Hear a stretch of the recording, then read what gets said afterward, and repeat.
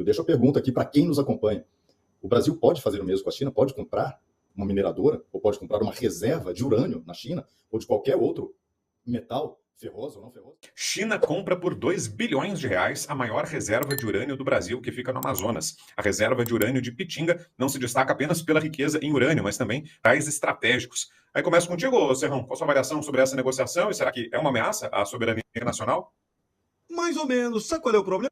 Não, que a gente aqui no Brasil não cuida da nossa soberania. Porque essa mina já não era brasileira desde 2008.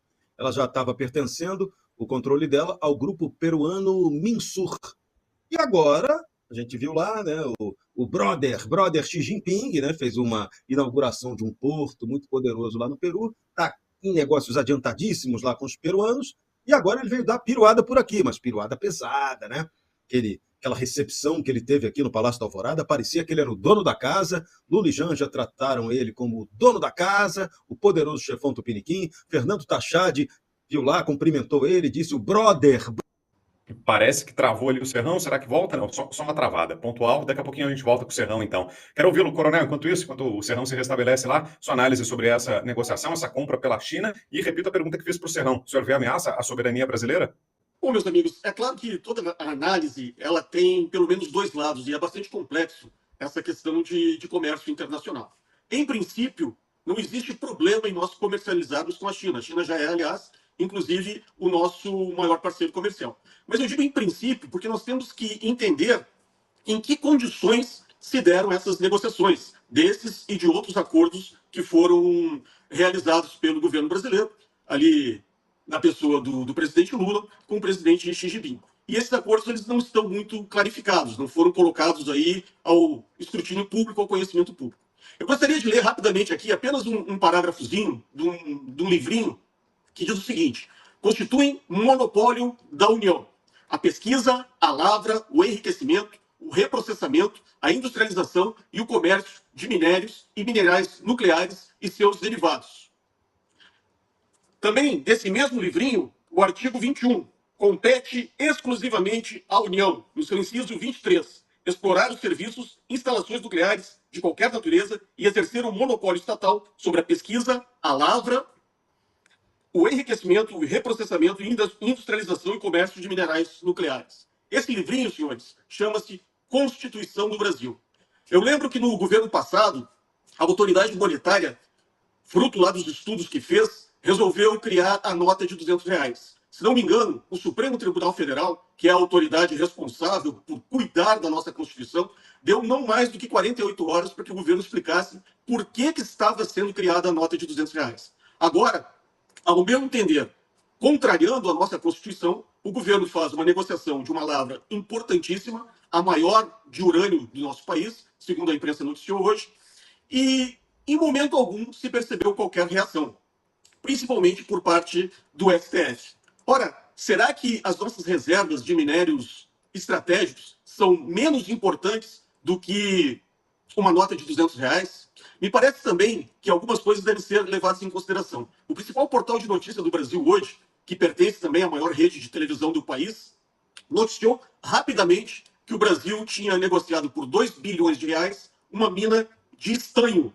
Não mencionou, pelo menos na notícia,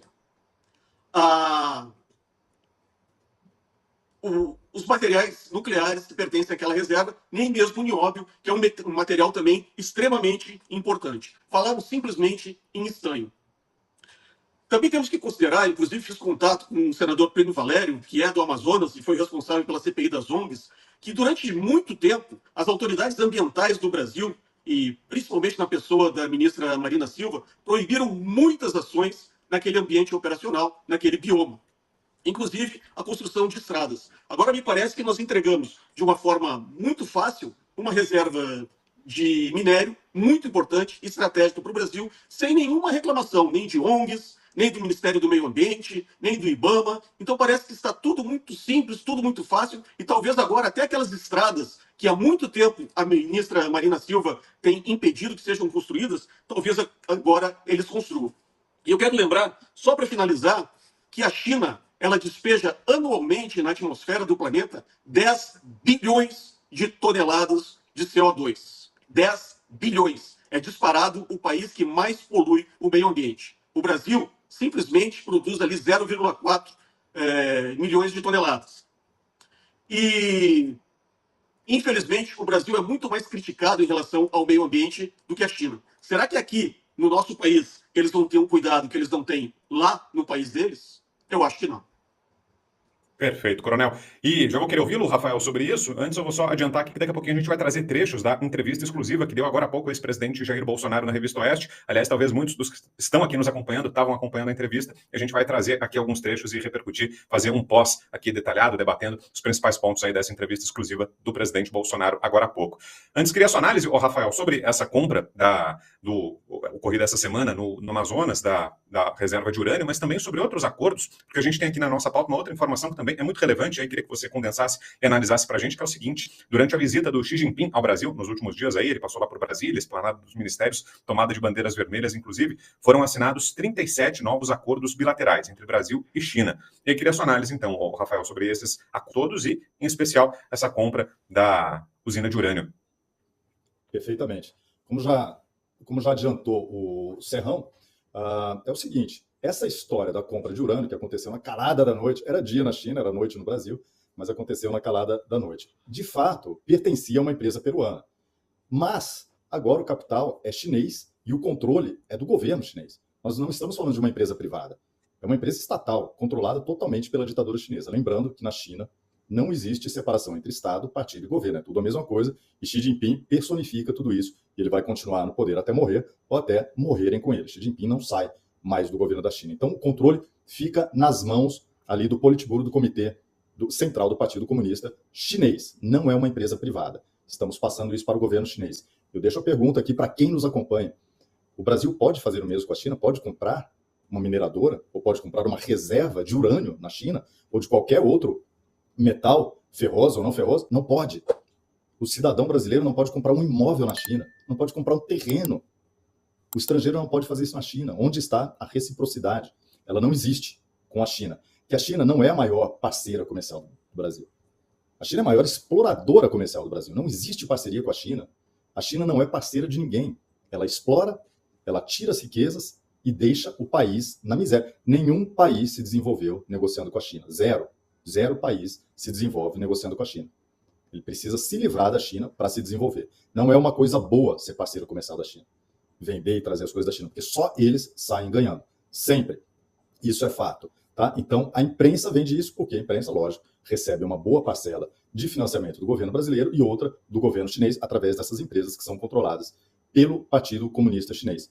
Em relação a esses acordos, que Xi Jinping esteve aqui, e ele era realmente, naquele período, ele foi o dono de Brasília. Os chineses mandavam e desmandavam, com snipers daqui para lá. Foi uma coisa incrível, realmente. Desses acordos, tem coisa que não significa nada. Aquele primeiro, né, que diz a comunidade de futuro compartilhado da humanidade, é propaganda comunista, não significa nada. Quantas vezes eu estava lá na mídia estatal chinesa, eu recebia a matéria do chinês e vinha essa frase, e tantas outras da propaganda, eu chamava, olha, eu queria esclarecer aqui, tirar umas dúvidas, eu editava as matérias, chamava o chinês, o que significa isso aqui? Eles não entendem o humor, né, brasileiro. O que significa isso aqui? Comunidade de futuro compartilhado da humanidade. Aí eles olhavam assim, não sei. Eles não sabem, eles repetem, é propaganda, simplesmente vazio. Isso está lá no acordo número 1. E tem acordo insignificante, que é o Brasil vai exportar uvas frescas para a China. Gente, pelo amor de Deus, os caras inundam o nosso mercado com um monte de quinquilharia eletrônica que custa um absurdo e a gente vai exportar uva fresca para lá. Finalmente, nós temos o reconhecimento, né? Mais uma vez, o Brasil foi uma imposição do governo chinês para que Xi Jinping viesse do Rio de Janeiro até Brasília. Reafirmar por escrito, assinar de novo, uma humilhação de que o Brasil reconhece a China única, né? Uma só China, que é, ou seja, Taiwan, Hong Kong, Macau, todo o Tibete, todo mundo faz parte da China. É um território indivisível, como eles chamam, embora seja uma ilha, mas é o território indivisível, é a China única. E, por fim, também, mais um conteúdo chinês que vai ser despejado na EBC. Olha só, se não bastasse toda a propaganda comunista que a gente já tem em todas as emissoras, agora tem um reforço. Porque o conteúdo, eles falam que é um acordo de cooperação. Isso é mentira. A China não coopera, ela não é parceira, ela não é aliada. Se o mundo entrar numa terceira guerra mundial, a China precisa comprar aliados, que não são aliados, são partidos comprados.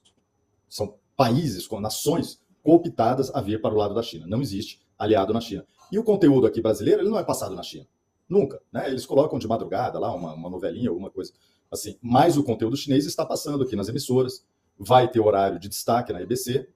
E outra, é do jeito que eles produzem, do jeito que o chinês produz, é transmitido aqui no Brasil. Então, de novo, né, em relação à soberania brasileira, claro que nós estamos correndo risco. Já não basta a espionagem, que nós temos toda a rede 5G do Brasil. Agora, eles, além da espionagem, além deles terem os dados, as informações, eles têm a matéria-prima. O urânio enriquecido vira energia nuclear e vira também armamento nuclear. A China tem acordos com o Irã e com a Coreia do Norte, inclusive na produção de armamentos. Alertas preocupantes, importantes, feitos pelo Rafael. Deixa eu voltar aqui com o nosso Jorge Serrão. Tá de volta o Serrão? Acabou a luz lá na casa do Serrão. Eu tô morrendo de medo que acabe aqui também o Serrão. Choveu em São Paulo, a gente fica desse jeito. Não é normal, né? O morador de São Paulo tem que ficar preocupado se a luz vai cair ou não, refém dessa Enel, mas é o que tá acontecendo. Aí voltou, né? Voltou, mas foi 2-0, 2 picos para Enel, mas a gente resiste. Já estava montando aqui meu esquema paralelo, como eu fiz da outra vez. A gente já fez programa aqui sem energia nenhuma. Braddock é Braddock, Braddock é a pegada. Agora, esse caso chinês tem outros aspectos altamente preocupantes. Eu estava falando da mina, aquela mina que produz estânio, urânio, uma mina altamente produtiva que já não era brasileira desde 2018. Estava na mão dos peruanos, parceiros dos chineses. E agora, só por coincidência, o chinês vem e uau, pega a mina que estava com os peruanos, que já não era brasileira. Xi Jinping. Não foi à toa que Fernando Tachad te chamou de brother, né? Irmão de quem que você é? Queria saber. Vamos lá. Tem um outro aspecto assustador desse caso da China e preocupante. E aí, isso deve estar chamando já a atenção da turma que está assumindo a Casa Branca. O acordo brasileiro com a empresa de satélites da China foi bastante interessante, né? Eles disseram que querem fazer uma concorrência com a Starlink do Elon Musk, né? Legal, né? Você acreditou nisso? A empresa chinesa tem apenas 40 satélites. Como é que uma empresa de 40 satélites vai poder fazer concorrência à Starlink? A parada não é concorrência nenhuma. A jogada é permitir que essa empresa instale bases aqui no Brasil para ela poder operar, né? Dizer que estou operando o satélite, mas eu preciso das bases. E com essas bases, o chinês vai ter todo um georreferenciamento que ele não teria, naturalmente, aqui na nossa região. Isso afeta completamente a segurança nacional de toda a América Latina e dos Estados Unidos da América. Então, eu sinto que o Lourão vai apertar o botão desses acordos em breve. Então, é só agora uma questão de tempo. A China fez o papel dela, a China é imperialista, a China, como vocês já disseram, joga para ganhar, sempre a favor dela. Cooperação com a China, vocês estão de brincanagem? A China só coopera realmente com ela própria. É a lógica deles. Então, não vai esperar aí moleza. A turma chinesa veio para cá para investir muito dinheiro que eles têm, estão comprando pesadamente terra, usando laranjas, estão entrando forte no campo de mídia, já tem acordos, como foi lembrado aí, com a empresa brasileira de comunicação, com o grupo Bandeirantes de comunicação e outros grupos que a gente nem imagina. Então, não vem para brincadeira, são profissionais nessa área de fazer grana, só que eles têm um detalhe, o jogo é chinês. Se você não jogar o jogo chinês, o chinês te manda para o espaço sem ida no foguete do Elon Musk. Boa. Olha, vamos entrar no assunto do ex-presidente Jair Bolsonaro, da entrevista que ele concedeu agora há pouco lá na Revista Oeste. Nós temos aqui separados alguns trechos dessa entrevista. Vamos apresentá-los e repercutir aqui com o time, começando com a pergunta que fez o Rodrigo Constantino sobre o caso Felipe Martins. Vamos ver. Todos os casos desses inquéritos aí, dessa investigação e desses indiciamentos dos golpistas, entre aspas, o que mais chama atenção, e a gente fala muito aqui no Oeste, talvez seja do seu ex-assessor, Felipe Martins. Como disse a Ana Paula Henke, é uma mistura de Houdini com Nostradamus. Entrou sem ninguém saber nos Estados Unidos e sabia que ia acontecer em 2023 coisas que, por isso, ele tentaria fugir, simular a fuga, sei lá o quê. Queria a sua opinião sobre isso, lembrando que ele não pôde ser ouvido na comissão da Câmara por decisão do STF. Eu fui para os Estados Unidos dia 30 de dezembro, ele não estava no meu avião. Quando ele foi preso, dizendo que tinha tentado a fuga, né? Ter ido comigo, pô, ninguém, eu fui quase 10 vezes para a Polícia Federal. Um dos objetivos é te humilhar. E a acusação foi que ele estava fugindo do golpe. Bem, depois que a verdade veio à tona, de ser provado, sobejamente comprovado, que ele não foi para os Estados Unidos, a PF, por isso que é um conflito secreto, né? Deve ter mudado uma página lá atrás, diz que ele simulou a tua ida, como se fosse fácil você burlar o sistema alfandegário americano e para ficar no Brasil. Não tem cabimento. E daí o que forçaram em cima dele? Com a prisão, uma delação premiada. E alguém do Supremo disse há pouco tempo, quando anularam a Lava Jato, que essas prisões forçadas na busca de delação premiada são, na verdade, o pau de arara do século XXI. E serviu para ajudar a anular toda a Lava Jato. E pelo que eu vi, pela imprensa, porque eu não falei, nem poderia falar, nem vou falar com o Martins, porque eu estaria desobedecendo uma decisão judicial, né? o Felipe Martins teria falado via advogado que não ia delatar porque não tinha o que delatar. Agora tem lá a delação ou colaboração do Cid, que nessa questão toda agora, a PF mandou para o Alexandre de Moraes, ele ficou 5 dias no inquérito lá, não sei o que ele ficou fazendo, que era para bater lá e ir para o BGR. O que ele ficou fazendo 5 dias, não sei. Tá? Mexendo talvez é uma coisa do inquérito. Tá, ok? E agora decidiu falar que ele burlou, não foi para os Estados Unidos para poder ficar aqui no Brasil. É uma covardia. E outra, se tudo isso está acontecendo, né? Felipe Martins, eu, golpista, esses outros, por que passar por cima do devido processo legal? Se tem tanta certeza que iam dar um golpe no Brasil, sigam o devido processo legal.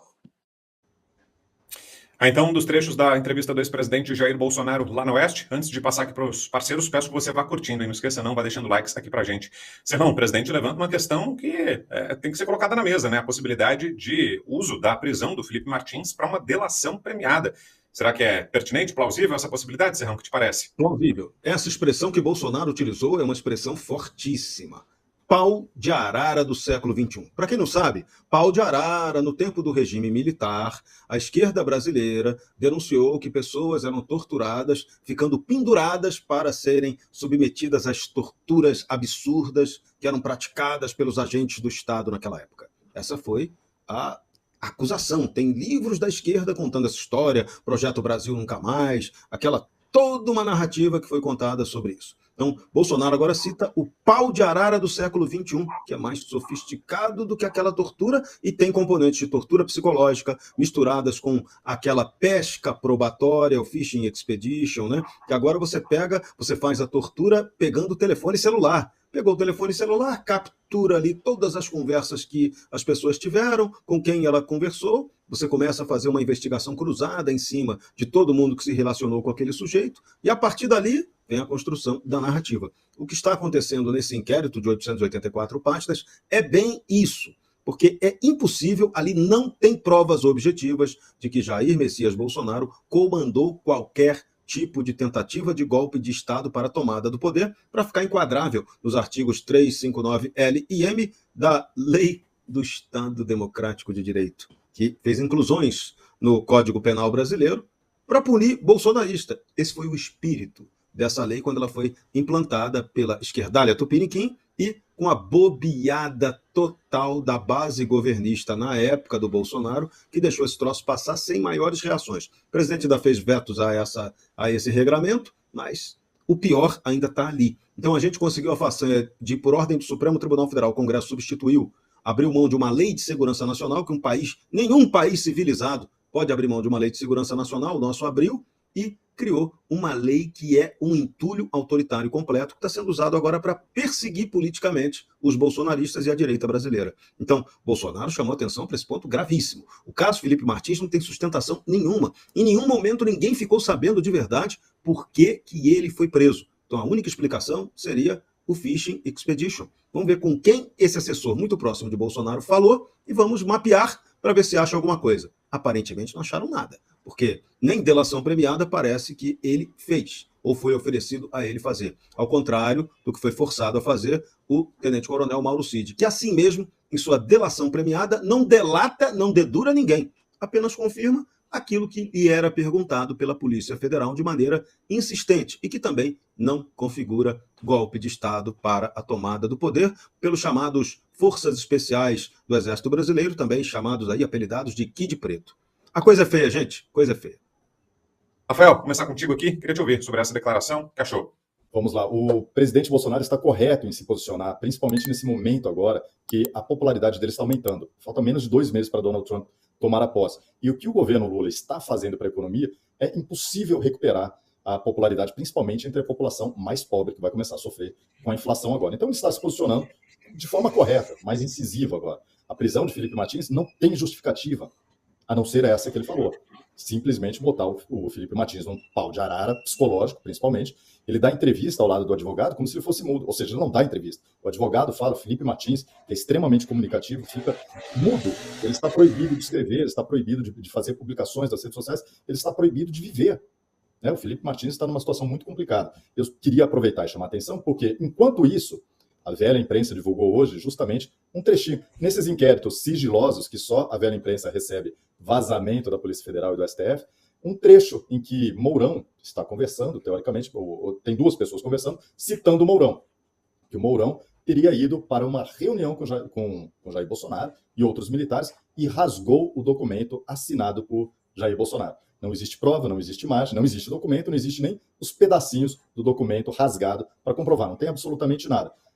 Mourão, por que eu estou citando isso? Olha só, o Brasil acabou de vender uma reserva de urânio. Quem era o principal operador do governo chinês dentro do governo Bolsonaro? Hamilton Mourão, que fez toda ele abriu o caminho, a porta para a China usufruir da infraestrutura de 5G aqui no Brasil, principalmente da Huawei, também da ZTE, mas principalmente da Huawei. Hamilton Mourão volta à cena agora como a pessoa que estaria dando as informações necessárias de que Bolsonaro realmente assinou um documento, ou seja, golpista, enquanto Hamilton Mourão é o herói e ele simplesmente salvou a República. No mesmo momento que a China compra a maior reserva de urânio, uma das maiores de nióbio e estanho do Brasil. Vamos ao que nos entristece. E o que nos entristece é a situação do nosso país. O Brasil ele não tem absolutamente nenhuma segurança jurídica.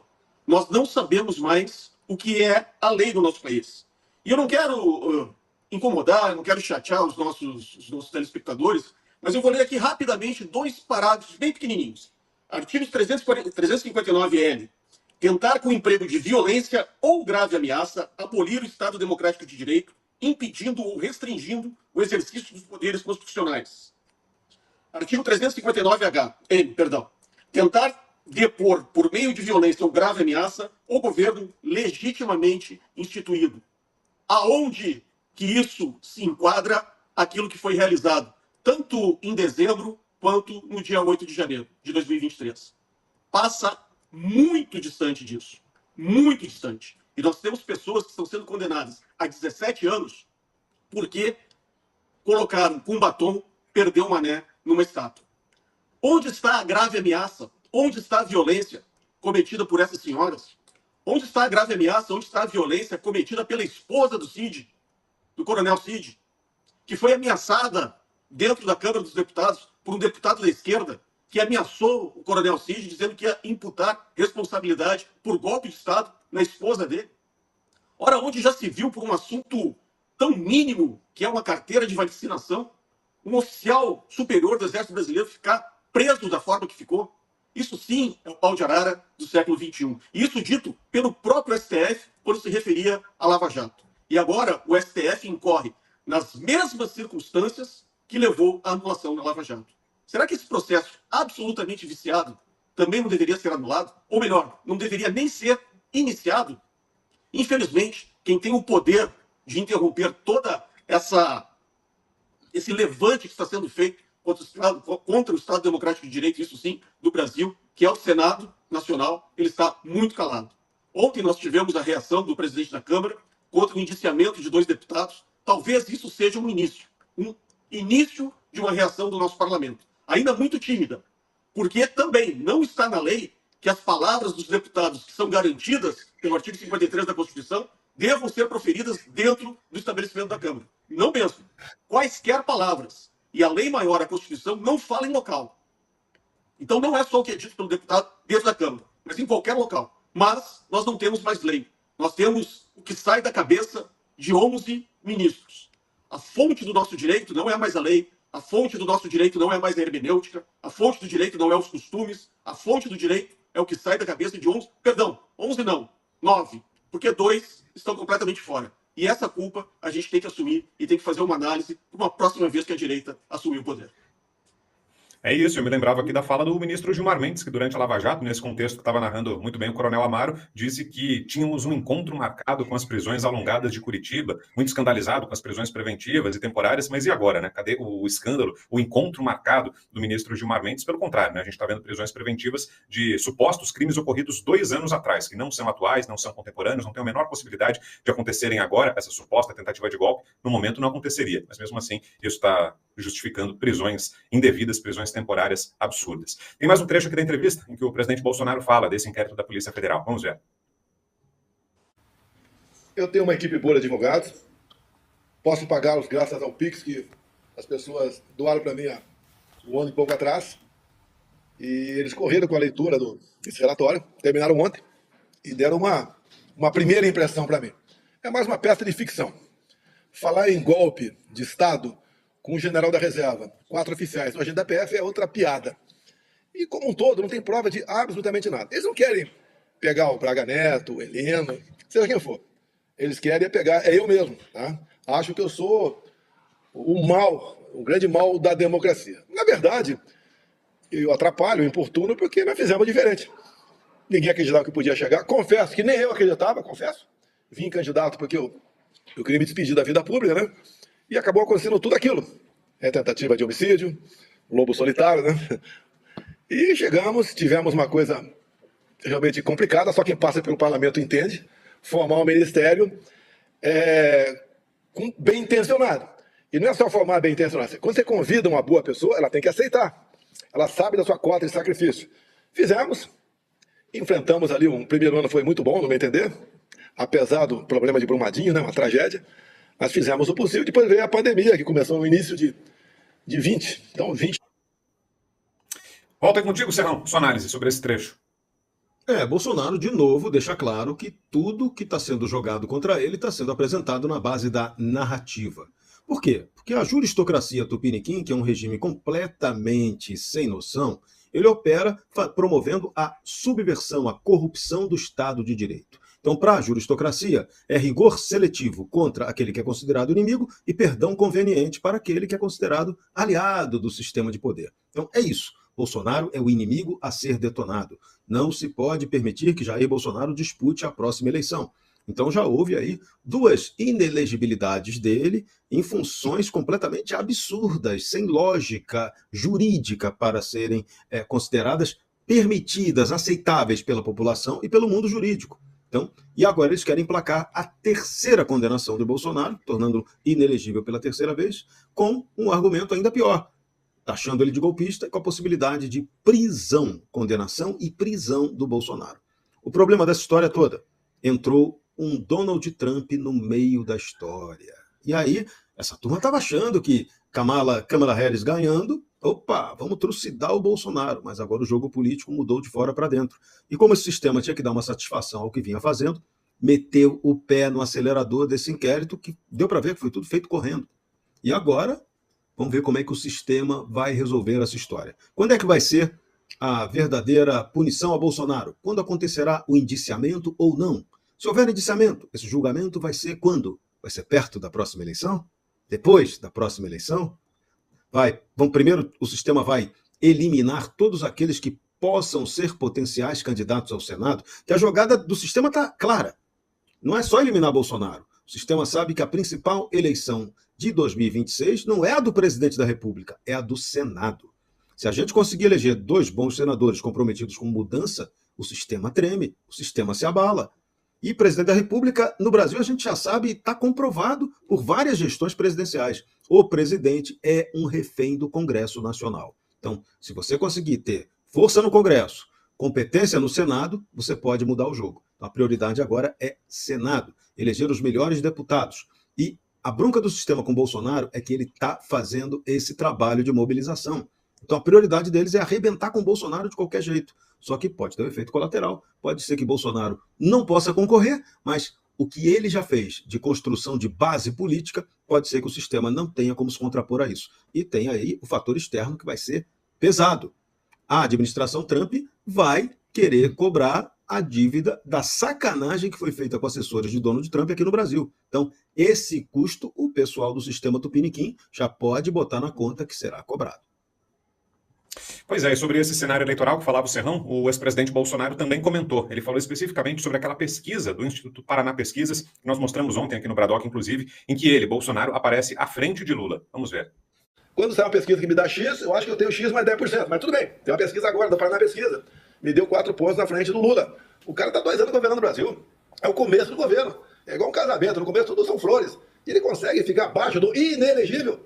Inelegível por decisão do Lula também. Porque ele deu nas 2 listas tríplices para Alexandre de Moraes e escolheu o nome dos 2 para ir para o Tribunal Superior Eleitoral. E lá eles perdiam por 5-2, né? Reuniram-se com embaixadores. Grande crime, hein? Não foi o alemão aqui no Rio de Janeiro, com o pessoal ali que teve, para se eleger líder comunitário, teve apoio do tráfico. Tá? E a outra é porque eu subi no carro do Silas Malafaia, no 7 de setembro. Abuso de poder econômico. Poxa, eu estava com o carro do Malafaia, eu não paguei nada.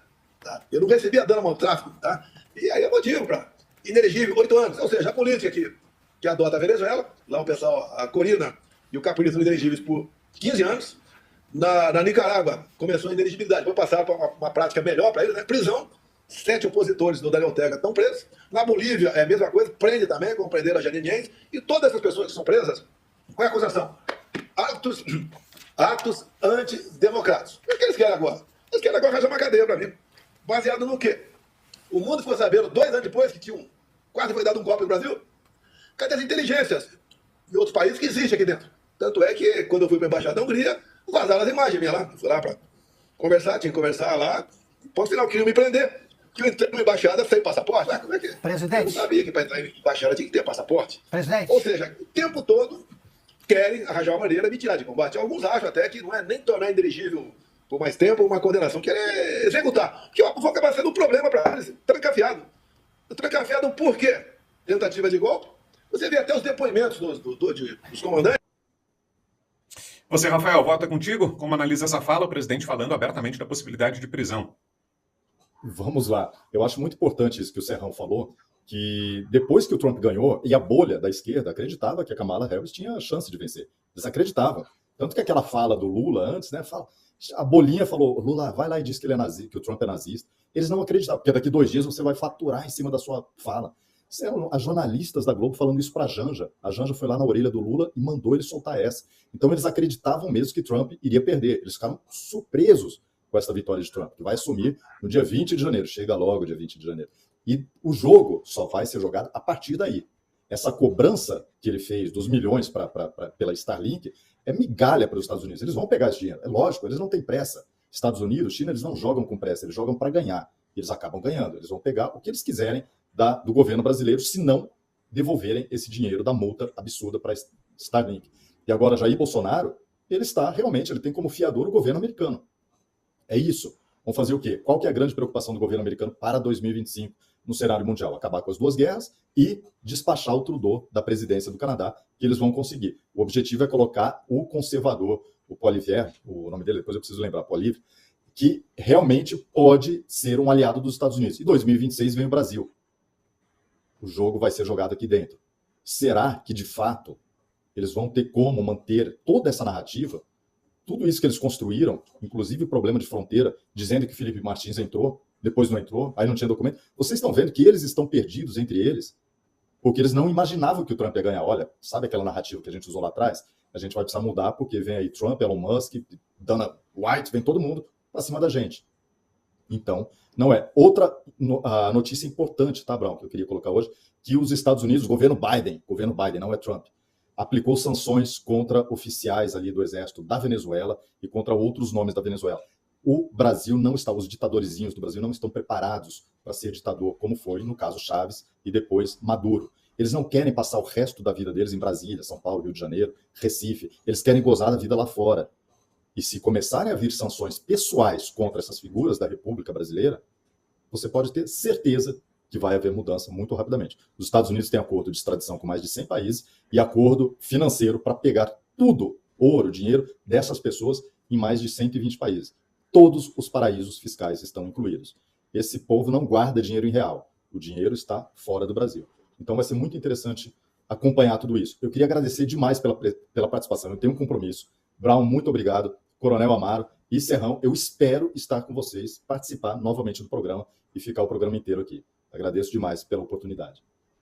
Combinado, não vão faltar oportunidades não. A gente que te agradece, Rafael, pela disponibilidade e pela presença aqui. Abração, bom trabalho por aí. Só um gancho rápido no que disse o Rafael, que pode servir também para o nosso Coronel Amaro avaliar.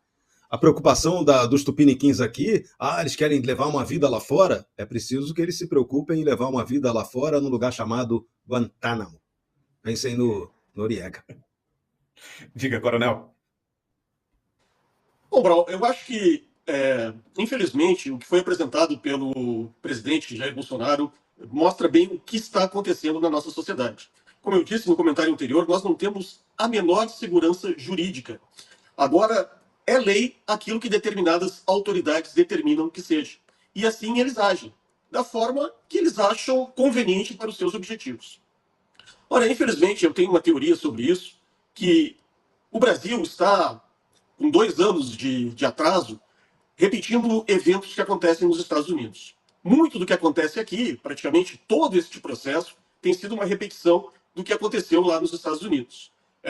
Uma eleição que foi questionável, tanto nos Estados Unidos quanto no Brasil. E, infelizmente, a gente pode afirmar que essa eleição foi bastante questionável, a de 22, por ação do Supremo Tribunal Federal, porque nada disso teria acontecido se o Supremo Tribunal Federal, o Tribunal Superior Eleitoral, tivesse permitido que os técnicos do IME, do ITA, altamente credenciados, tivessem feito o seu trabalho ali de verificação do sistema eletrônico de eleição. Nada disso teria acontecido se, como diz o procurador Felipe Jimenez, nós tivéssemos um voto como ele tem realmente que ser, de domínio da população. Nós não dominamos bits e bytes, nós não dominamos elétrons, nós dominamos aquilo que nós entendemos, aquilo que nós vemos, e nós não temos a percepção daquilo que é o nosso voto. Ora, nós temos que confiar cegamente naquelas autoridades, naquelas pessoas investidas de mundos públicos que divulgam o resultado da eleição. Nós não temos a materialidade desse voto. Ora, senhores, o nosso Estado, ele é laico. Nós não temos que ter fé em nenhum servidor público. Eles têm que demonstrar que aquilo que eles fazem é exatamente a expressão da verdade. E, infelizmente, nós não temos esse domínio e nós não temos essa segurança. Também contrariando a lei. Infelizmente, assim como aconteceu nos Estados Unidos, nós temos aqui centenas de pessoas que estão pagando com a perda da sua liberdade, estão pagando com prisão por uma narrativa cujo objetivo único é prender Jair Bolsonaro. Essas pessoas estão sendo utilizadas de uma forma utilitária, mas parece que a nossa justiça ela não se reveste de justiça, mas sim de vingança. Diga, Serrão. Acrescentando ao que disse muito bem o coronel, nós temos aqui um problema maior ainda. Nós temos um parlamento que se acovarda, que não faz uma campanha para defender aquilo que deveria ser o seu maior patrimônio, o representante do povo ter, no Brasil, contagem pública de voto. Então, o nosso parlamento se amedronta e não aceita esse debate, não coloca isso para o debate público, se acovarda. O Supremo diz que não pode falar e o parlamento concorda com o dogma. Dogma em política não existe. Dogma em política é tirania, é ditadura. Para nos assistir hoje, ao vivo, às 20 horas, clique na playlist